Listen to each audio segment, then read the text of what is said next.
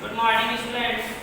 आज आपका लेसन है सेकंड, जिसका नाम है नियंत्रण एवं समन्वय।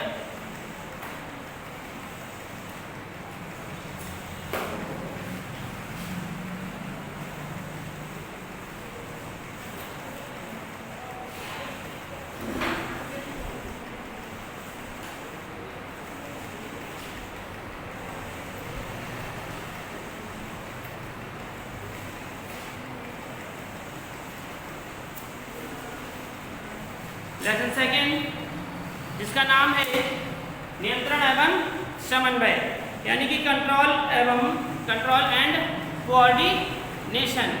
नियंत्रण क्या होता है? जैसे अपनी कोशिकाओं पर नियंत्रण कर लेना। आपका मन कभी क्या होता है, विचलित हो जाता है कि हमें खेलने जाना है, और दूसरा मन क्या कह रहा है, नहीं हमें नहीं जाना है, हमें ये वर्क करना है। तो फिर एक मन क्या कहता है कि हम ऐसा करें, और दूसरा मन कहता है ऐसा ना करें। कभी कभी कोई चीज़ रखी होती है घर पे, उसे हम सोचते हैं इसे खा लें, और दूसरा मन कहता है इसे ना खाएंगे, डांट पड़ेगी है। तो वो एक मन क्या कर रहा है, नियंत्रण कर रहा है, यानी कि कोई चीज़ हमें ऐसी करनी है और हमें कार्य भी करना है उसके साथ दूसरा। तो अगर हमने उस पर नियंत्रण पा लिया, कोशिका पे कभी कभी हम नियंत्रण पा भी लेते हैं कि हमें पहले अपना काम दिखा देता है, आज हम नहीं खेलेंगे, आज हम ये काम करेंगे। तो हमने अपनी कोशिकाओं पर क्या कर लिया, नियंत्रण पा लिया। तो यानी कि उस पर हमने कंट्रोल कर लिया, है ना, कंट्रोल कर लिया। कहते नहीं कि आपका बच्चा कंट्रोल में नहीं है, यानी कि नियंत्रण में नहीं है, आप उसे मना करते, मानते ही नहीं। ऐसी हमारी कोशिकाएं हैं, तो हमारी कोशिकाएं मान नियंत्रण में नहीं है। हमें क्या हुआ, कुछ लोग जैसे नशा करने लगते हैं, तो उनकी कोशिकाएं उसके नियंत्रण में नहीं रहती।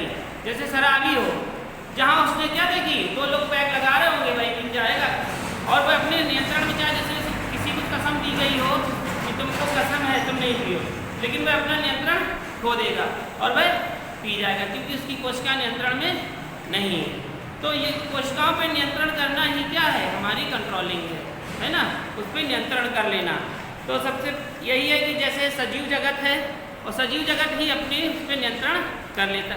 जैसे पशु है, तो पशु तो एक पशु है, और मानव है, मानव अपने उस पर नियंत्रण कर सकता है। लेकिन पशु के सामने घास रखी हुई है, तो क्या आप उसे कहो कि आप घास नहीं खाओगे, तो क्या वह नियंत्रण कर लेगा? नहीं। उसके नियंत्रण करने के लिए हमें क्या करना होगा, उसे हमें जंजीर से बांधना होगा। यही हम नियंत्रण कर सकते हैं। क्या हम उससे मना करके जाएं तुम ऐसा मत करना, तो क्या वो ऐसा करेगा? वो तो खा जाएगा, है ना। तो जो हम लोग क्या देखते हैं, परिवर्तन देखते हैं वातावरण में, जो परिवर्तन हो रहे हैं, क्रिया हो रही है, अनुक्रिया हो रही है और प्रतिक्रिया हो रही है, उद्दीपन हो रहे हैं। जैसे ठंडा है, गर्म है, वायु है, स्पर्श है, दाब है, तो ये सब क्या है, ये सब में भी तो नियंत्रण पाया जा सकता है कि नहीं पाया जा सकता। अब जैसे हम बाहर ठंड है, हमें क्या उस पर बाहर घूमना चाहिए? नहीं घूमना चाहिए। धूप है तो हम अपने में नियंत्रण कर सकते हैं, और अपने आप को हम ठंडक में कर सकते हैं। तो हेडिंग डाल लीजिए, जंतुओं में नियंत्रण व समन्वय। हेडिंग डाल लें, जंतुओं में नियंत्रण एवं समन्वय।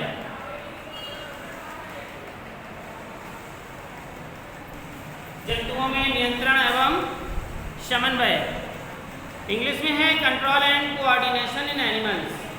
ठीक है, यही आपकी हेडिंग है, control and coordination in animals, यानी कि जंतुओं में। तो लिखें, देखिए जंतुओं में भी पेशियां होती हैं जिन पे हम नियंत्रण कर सकते हैं, लेकिन कुछ ऐसी पेशियां होती हैं जिन पे हम नियंत्रण नहीं कर सकते हैं, जिन्हें ऐच्छिक पेशियां तथा अरेखित तथा रेखित पेशियां कहते हैं, जिन्हें ऐच्छिक तथा अनैच्छिक पेशियां कहते हैं। तो ऐच्छिक जो इच्छा के अनुसार चलती हैं, अनैच्छिक जो इच्छा के अनुसार नहीं चल सकती हैं। जैसे पलके झपकना, भूख लगना, प्यास लगना, है ना, और जैसे नींद आना, ये क्या है? जैसे यूरिन का एहसास होना, तो ये क्या है? ऐच्छिक पेशियां हैं, अनैच्छिक हैं। रात में सोते सोते करवट ले लेना, तो ये सब अनैच्छिक पेशियां आपकी इच्छा के अनुसार नहीं हो रही। जैसे दिल का धड़कना, सांस लेना, ये अनैच्छिक पेशियां। ऐच्छिक पेशियां क्या है? हमें गमन करना, कहीं उठकर जाना, बोलना, किसी को देखना, खाना, पीना, उठना, चलना, ये सब हमारी इच्छा के अनुसार हो रही हैं। तो ये हमारी क्या कहला रही है? ऐच्छिक पेशियां कहला रही हैं। ठीक है, लिखें, जंतुओं में नियंत्रण तथा समन्वयन तंत्रिका जंतुओं में नियंत्रण तथा समन्वयन तंत्रिका तथा पेशी ऊतकों द्वारा होता है। तो देखिए हमारे शरीर में ऊतक हैं और तंत्रिका तंत्र भी है जो उससे जुड़ा हुआ, उसी के द्वारा तो हम नियंत्रण करते हैं। तो जंतुओं में नियंत्रण समन्वय तंत्रिका तथा पेशी ऊतकों द्वारा होता है। बहुकोशिकीय जीवों में विशेष कोशिकाएं होती हैं। बहुकोशिकीय जीवों में विशेष कोशिकाएं होती हैं जो बाह्य उद्दीपनों के प्रति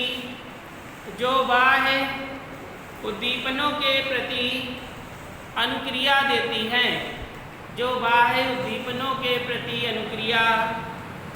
हैं, और जीवों के कार्यकलापों को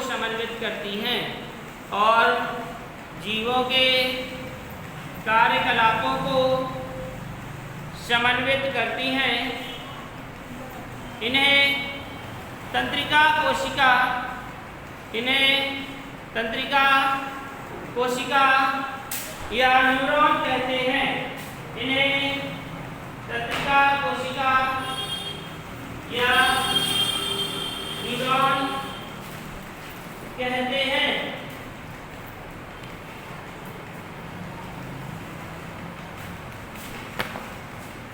ये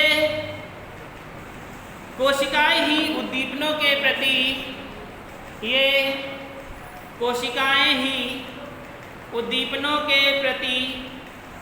अनुक्रिया के लिए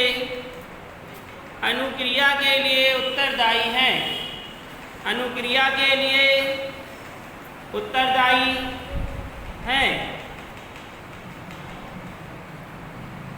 अगली लाइन से लिखेंगे,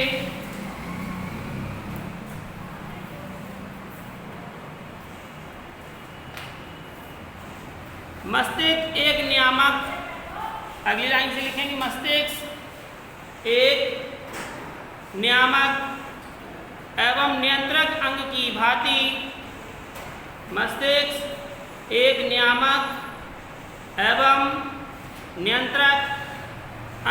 भांति तथा इसके क्रम में उपस्थित रीढ़ रज्जु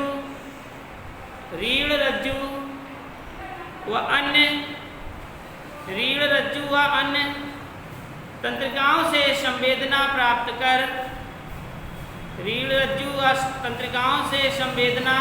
कर आवश्यकतानुसार कार्य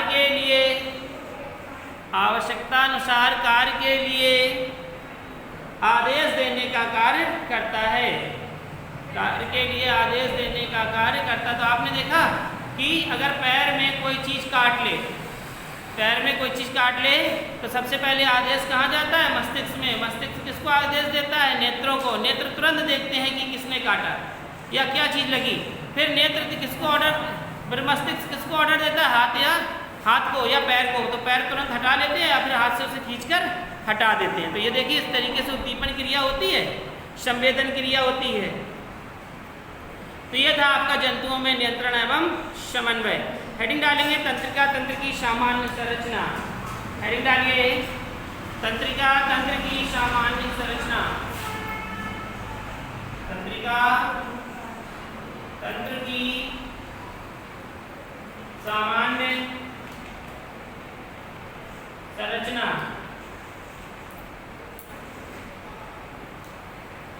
तंत्रिका तंत्र की सामान्य संरचना। Journal character of nervous system. Journal character of nervous system.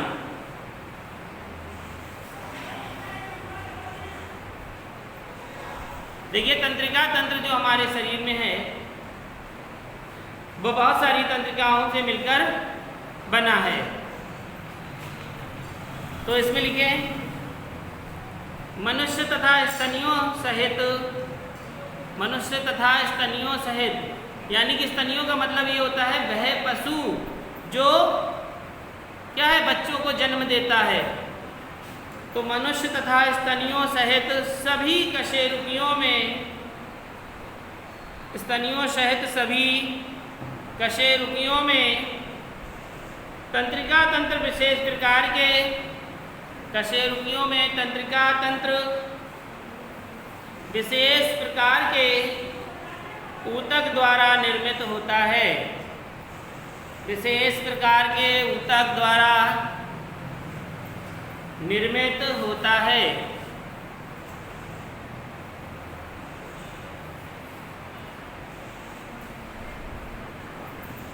इसमें विशिष्ट तंत्रिका कोशिकाएं होती हैं, इसमें विशिष्ट तंत्रिका कोशिकाएं होती हैं।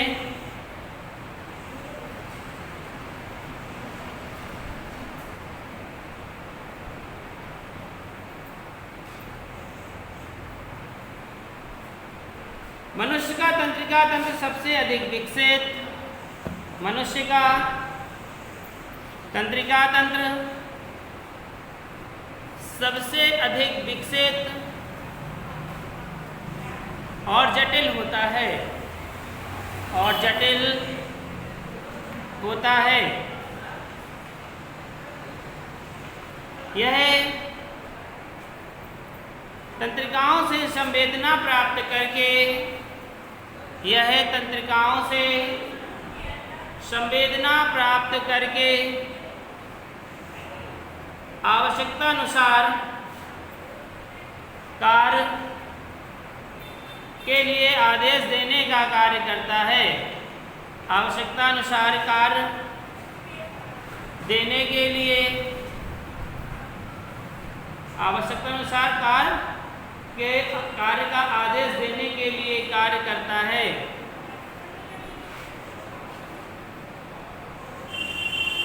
मनुष्य में स्मरण, मनुष्य में स्मरण अनुभव तथा आदतों को संचित करता है, तथा आदतों को संचित करता है, और इन सूचनाओं के आधार पर अनुकूलन के लिए कार्य करता है, और इन सूचनाओं के आधार पर अनुकूलन के लिए कार्य करता है।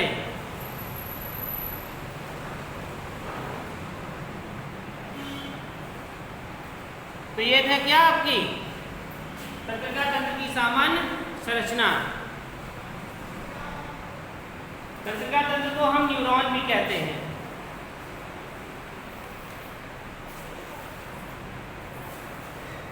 तो आज हम यहीं तक आपको पढ़ा रहे हैं। कल हम आपको बताएंगे तंत्रिका कोशिका या न्यूरॉन की संरचना, उसका डायग्राम भी कल हम आपको, फिगर भी बताएंगे, और ये किस प्रकार से कार्य करता है, ये सभी चीज़ें कल हम आपको